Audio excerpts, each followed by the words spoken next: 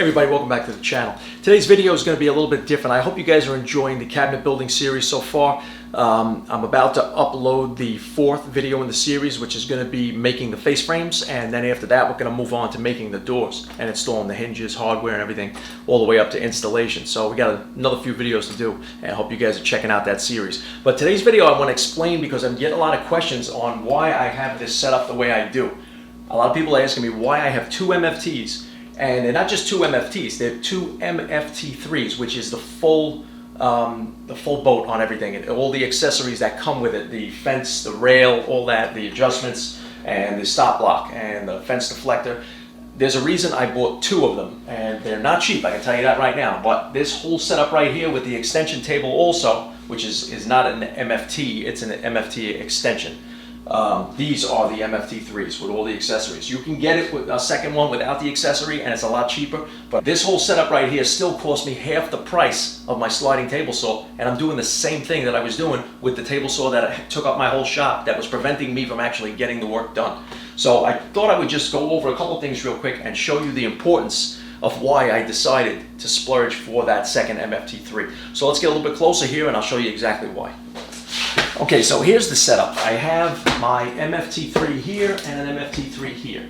Now these also, I bought connectors for these. They're locked together with these sliding connectors that go inside this channel here, which also can house clamps, the quick clamps, so that if you wanted to, you can put a board up against here and you can clamp it in place and work on the edge. But that's what I have the access for. So getting the second MFT3 with all the accessories gives me another stop block, gives me another fence. Main reason that I went for this setup like this. These panels that I'm doing for the upper carcasses on the built-ins, they have to be 1344 millimeters tall. Okay, so what is that in imperial? Let's see real quick. New conversion. 1344 is 52 and just about 15/16. So you're looking at 53 inches basically. Now on just one setup here, to my cut line with the fence all the way in the back position, if the stop block was there, I'm only going to get a 44 5/8 cut in length, right? Or 1135 millimeters. So like I said, I need 1344. There's also going to be times where I'm going to be doing a bookcase and I'm going to need probably a piece that's maybe 7 feet, and I'm not going to get it from just this little setup here.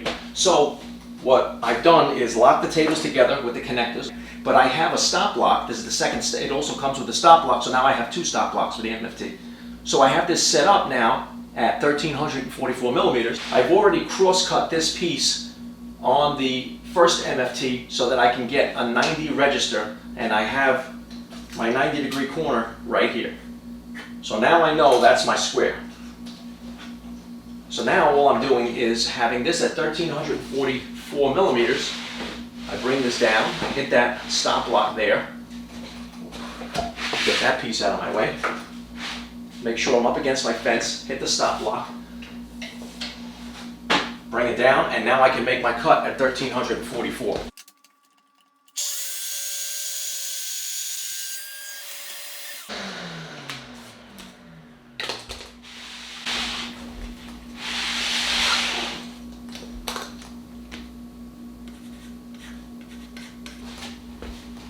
Okay, so now let me do a quick demonstration of how fast this process can go with the two MFTs. So now I have my full piece right here, and this is just about a little less than 8 feet long right now. I need to be 1344, that's where I have the stop block set up. But instead of measuring out 1300 and say maybe 50, making that cross cut and getting my 90, I'm going to work smarter here. I have this set up already because I cut one piece. I don't have to measure. I can just pick up my stop block. I'm just going to take my edge here like this. I'll bring it up to my fence. I'll make sure that I'm dead on. I'll come down here and I'm just going to pass the stop block just by a couple of millimeters. This way I don't really waste any material. So I'm slightly past it. So now this is going to be probably about 1347 millimeters. I need 1344. I'm leaving about 2-3 millimeters behind. So once I make that cut, all I have to do, I'll cross cut that piece. That'll give us the 90.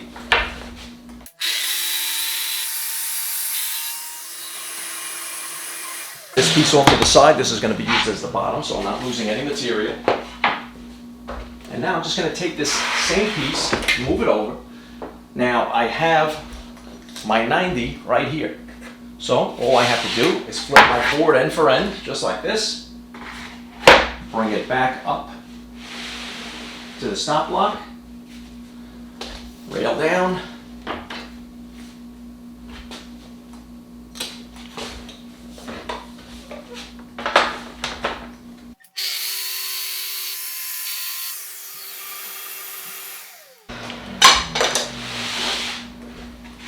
And now you can see, here's my other piece. Stand them up like this.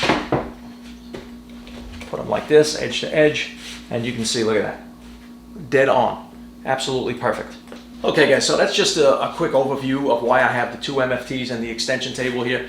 I basically set up a whole cabinet shop right here in this one little area. You can see that I have a very narrow shop, and this helps me a lot, but I still do need more room just because I'm tired of having to take the cabinet carcass off here, bring it into the garage, put it down on some pieces of scrap wood to keep it off the cement, and leave it in there while I cut the upper parts of the carcass. And then I'm going to have to break these down to do dry fit assembly of the uppers and lowers. But like I said, this is very important to me because I have a small shop and I need to do these big jobs. So since I got rid of the sliding table saw, my productivity is, and the ability to actually do these jobs has been 10 times easier. So am I trying to sell you any of these products? No. Am I sponsored by Festool? Absolutely not. They don't even know I exist. But I'm just showing you what's going on because you guys are following me on the channel. I hope you guys are enjoying the videos. I'm just trying to give you an idea of what's going on in the shop, a little behind the scenes of while we're building. So there are some people that are thinking about, doing a setup like this that are like me and don't have a lot of room. So I thought maybe I would share that with you. And if you decide to buy it, then go ahead. I'm going to put some links in the description for some of the tools.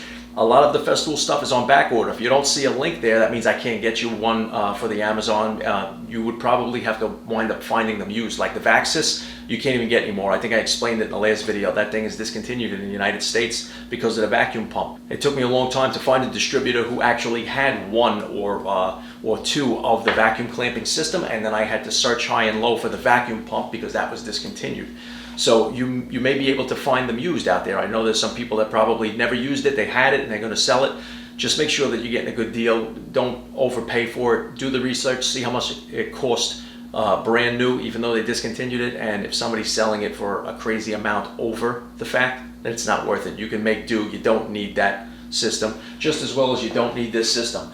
For me, I'm doing this professionally.